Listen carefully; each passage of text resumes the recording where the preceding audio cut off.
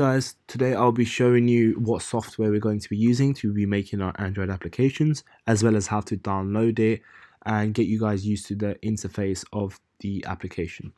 So the software we're going to be using is called Android Studio. We'll be going to be programming all our apps in that application. To download the application, you just need to go to the internet and type in this URL, developer.android.com. I will provide the link in the description, so if you can just go to the description and click this link. Once you get to this page, you're going to click this big green box where it will start downloading your Android Studio. It should be the same for Windows operating system as well, so there shouldn't be any problem. Once you download it, you're just going to exit the browser and you're going to go open up your Android Studio.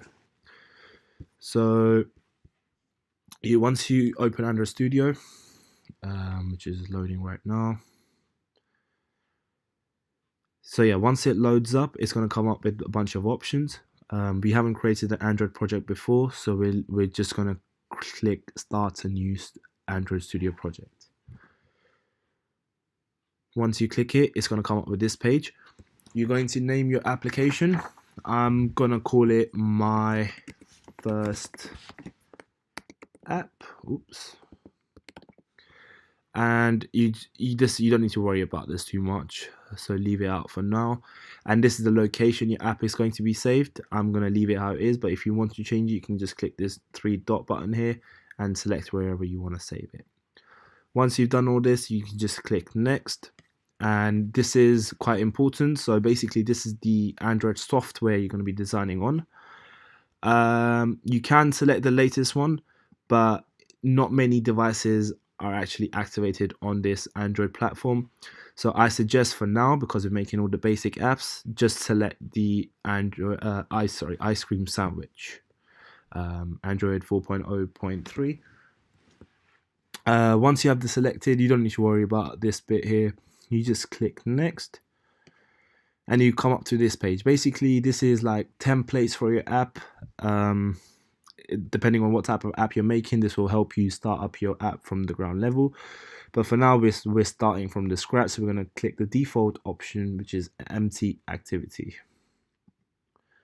Once you click next, it's going to come up with the activity name. If I were you, I would just leave it how it is, because this is quite repetitive in this program and you are going to get confused otherwise. So just leave it as a main activity for now. Once you've done that, just click finish and it's going to start building up your project.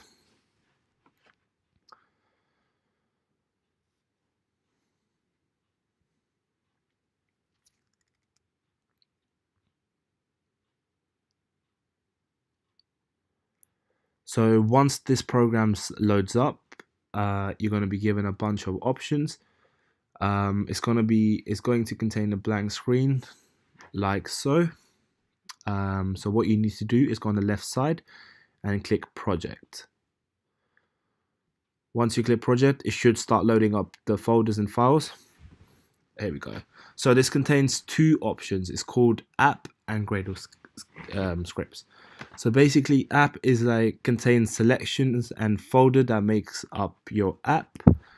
So this contains all the files that will really need your app and stuff.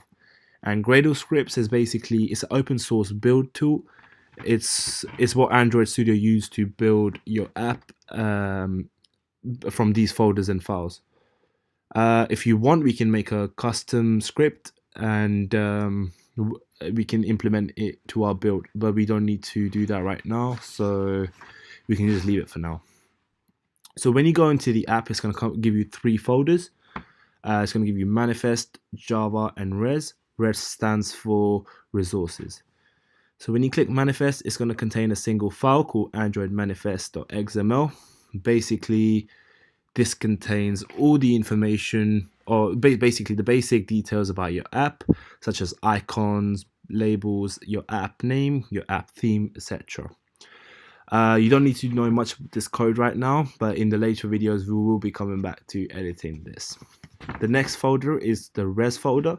Basically this will contain all your images, your sound effects, your drawings, whatever you need to put to give your app some more color, you can say, like animations, sounds, etc.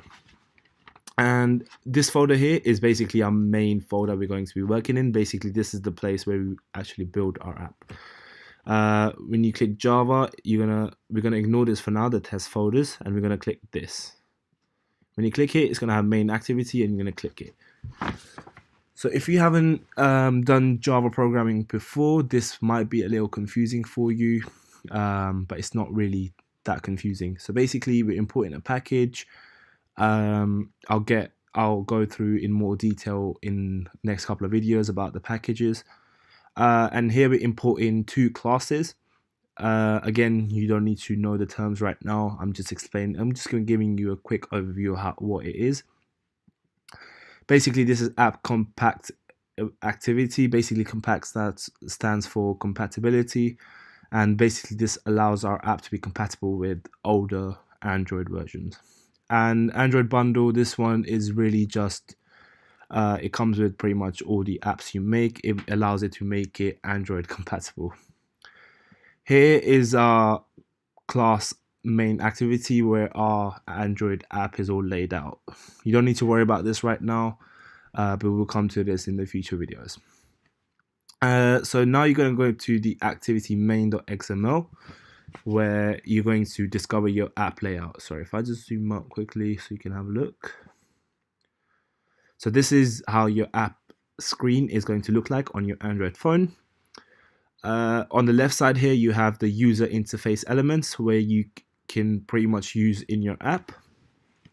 These are all cool customizations you can do to your app, such as text view, which allows you to write more information on the app, checkboxes, put in a password, layout types, radio buttons, image views. Basically, it allows you to put videos on your app, time, and you get the idea.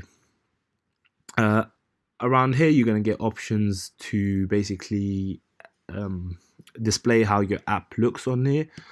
So basically, you can make it into landscape mode, which is like a tablet mode, you can say.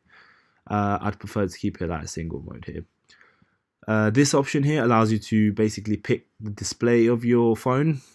These are different phones you can use. I like to stick with the default one for now, but you can select whichever you want. You don't need to worry about this bit. So right now, the app theme, you can choose whatever app. Basically, if you want to change your theme of the app, you can do it from here. There's so many options you can do, but I'm going to leave it as default for now. And this bit, you don't need to worry about it too much unless you want to edit your translations, which we might cover in the later videos. And the last bit I want to show you before we start running the app and show you the simulator, we're going to go into this bit here. So basically, this is where you're going to find your component tree. Oops, 1 second. Just gonna...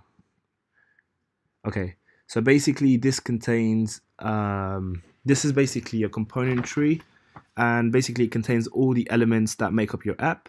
The top one here is basically your device screen, and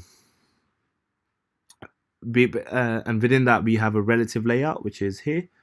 It's like a constraint kind of layout, basically. And basically what it does, it's basically means all the text view that we have here, it's relative or constraint to what?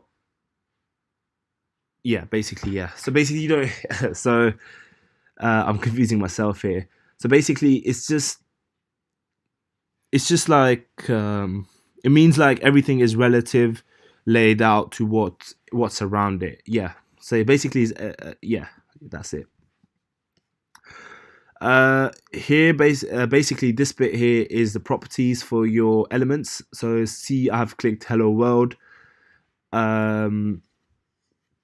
This will give me properties such as giving it an ID, and if you scroll along here you can give it more properties such as make it bigger size or give it a better color, and stuff. We're going to go through all these options as well as the widgets in our next couple of videos, so do stay tuned. And that's pretty much it. Now I'm going to show you how to run your app and display it in an Android phone simulator. So you're going to click run, and it's going to come up with the box. Here you're going to select your available virtual devices. I already have one here, but if you're new to Android Studio, you're going to have to create a new virtual device. So you click create new virtual device, and you're going to come up with a bunch of options. So basically this gives you what type of phone you want to simulate on. I'm going to keep it on default, the Nexus 5X, and then I want to click next. And here you're going to select the software you're going to be running on there. So oops, 1 second. So basically you want to run the latest software. I've got the NuGet software. You can download whichever you want. But once you've done that, you just click next, and just click finish. And once you do that, you have your virtual device. Once you have that, you're just going to click OK. And it's going to start making our Android simulator. This may take a little bit of time depending on your machine. You just have to wait till it's done.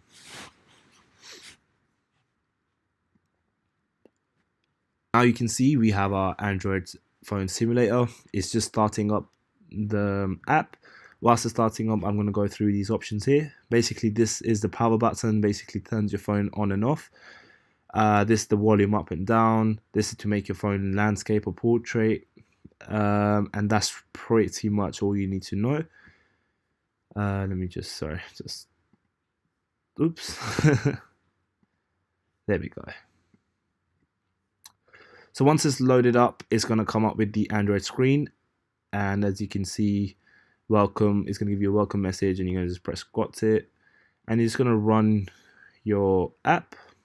So basically, if it doesn't run the first time like it is right now, basically all you need to do is press the power button and close the app again and restart the app, and just click OK again, and it should work this time.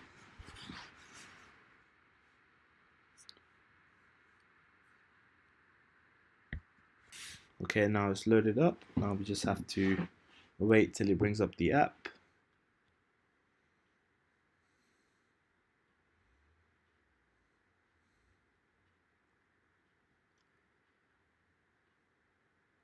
And there you have it. So it says my first app, and it says hello world. And this is it.